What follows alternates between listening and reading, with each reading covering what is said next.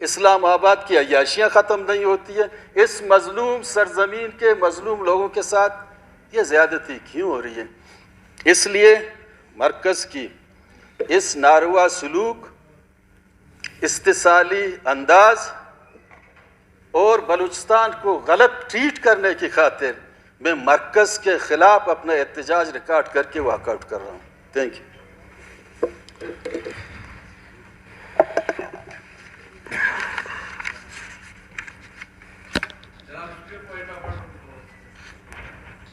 ایک بار یہ سوالات کی طرف آتے ہیں، رخصت کی درخواستیں پڑھیں سیکرٹری صاحب۔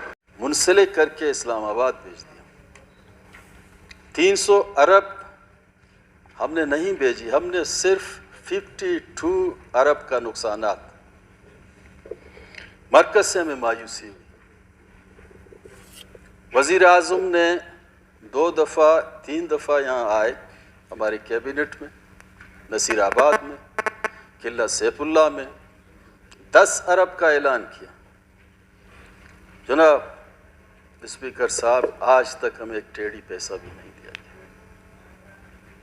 بلوچستان کو تیسرے شہری کی حیثیت حاصل ہے، یہاں انسانوں کی کوئی اہمیت نہیں ہے، اس سرزمین کی وسائل کا اہمیت ہے لیکن بلوچستان کی کوئی اہمیت نہیں۔ اس روز بھی میں نے یہی کہا کہ جس منصب پہ بیٹھے ہوئے ہیں اور وہ برملا میڈیا میں آ کے بلوچستان کے جو نقصانات ہوئے ہیں کہ وہ کہتے ہیں ہم سپورٹ دیں گے، ہم مدد دیں گے۔ اس مہنگائی کے عالم میں بلوچستان کے ایگریکلچر کے ایسے زمیندار ہیں ہمارے علاقے میں جن کی 2-2 کروڑ کا فصل نقصان ہوا ہے، وہ 4 رکعت نماز کے بجائے 20-20 رکعت پڑھتے ہیں۔ ذہنی طور پہ توازن کھو چکا ہے، لیکن اسلام آباد کے حکمران ہماری آواز، ہماری قرارداد، ہماری چیخ چلانے کا کوئی، بالکل بہرے ہیں، گنگے ہیں، بلوچستان کو کوئی نظر نہیں آ رہا ہے۔ ہم آگے کدھر جا سکتے ہیں؟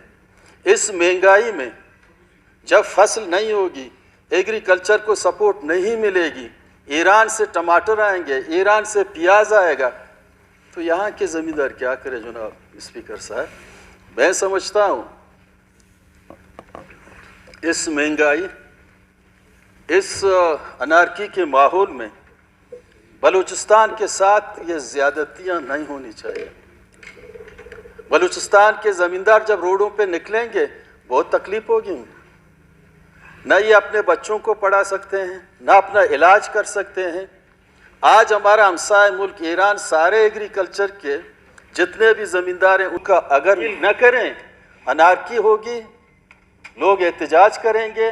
جس طریقے سے پہلے بھی لوگ یہاں اسمبلی میں آتے تھے، بولتے تھے، جناب اسپیکر صاحب، میں اپنے علاقے سے جو جیتا ہوں کوئی پیراشوٹ نہیں ہے، میں اپنے لوگوں کی، غریبوں کا خدمت کر کے آتا ہوں، ادھر بار بار آ رہا ہوں یہاں۔ لیکن جب ہماری آواز کی کوئی یہاں اہمیت نہیں ہوتی ہے تو اس پارلیمنٹ سے، اس سسٹم سے، اس طریقے جمہوری عمل سے، اس جمہور سے، پارلیمانی نظام سے تو لوگ مایوس ہوں گے، پھر دوسرا راستہ اختیار کریں گے۔ اسی لیے ہم سمجھتے ہیں کہ ہم آئے ہیں، 22,000 لوگوں نے تو مجھے اٹھ کیے، باقی جتنے لوگ یہاں بیٹھے ہیں پورے بلوچستان کے گریم یہاں بیٹھے ہوئے سارے لوگوں نے ان کو سپورٹ کیے۔ ہماری آواز کی کوئی اہمیت نہیں ہے، اس اسمبلی کی قرارداد کی کوئی اہمیت نہیں ہے، ڈسٹبین میں رکھتے ہیں ان کو۔ 1200 سے 2000 یہاں قرارداد پاس ہوئی، ایک پہ عمل نہیں ہوا۔